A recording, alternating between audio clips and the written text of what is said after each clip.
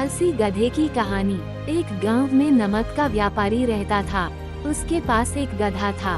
व्यापारी रोज अपने गोदाम से दुकान तक नमक ले जाने के लिए गधे का इस्तेमाल किया करता था। वह नमक को बोरी में भरकर गधे की पीठ पर लाद देता और उसके साथ साथ चलता हुआ दुकान तक आता था। व्यापारी का गधा आलसी प्रवृत्ति का था। काम से बचने के लिए वह नित नए उपाय सोचता रहता था।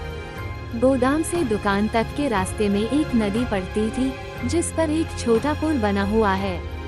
एक दिन नदी पर बने पुल पर चलते समय अचानक गधे का पैर फिसला और वह नदी में जा गिरा। नदी के पानी से नमक की बोरी भीग गई। जब तक व्यापारी ने गधे को पानी से निकाला, तब तक बोरी में भरा बहुत सारा नमक घुल चुका था। गधा जब चलने लगा, तो उसे बोरी का भार बहुत कम महसूस हुआ और वह खुश हो गया।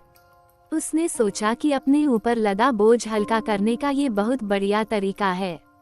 अगले दिन वह जानबूझकर नदी में गिर पड़ा।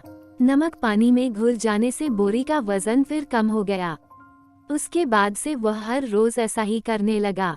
रोज रोज गधे की ये हरकत देखकर व्यापारी उसकी चालाकी समझ गया।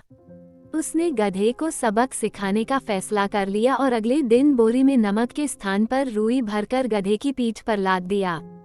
रुई हल्की थी। इसके बाद भी आलसी गधे ने सोचा कि क्यों न रोज की तरह नदी के पानी में गिरकर इस वजन को और कम कर लिया जाए।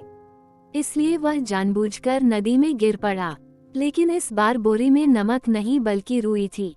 पानी में भीगकर रुई का वजन कई गुना बढ़ गया।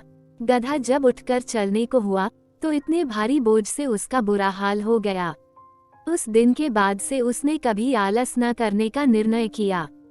सीख: आलस का फल कभी न कभी मिल ही जाता है। एक ही उपाय हर बार कारगर सिद्ध नहीं होता।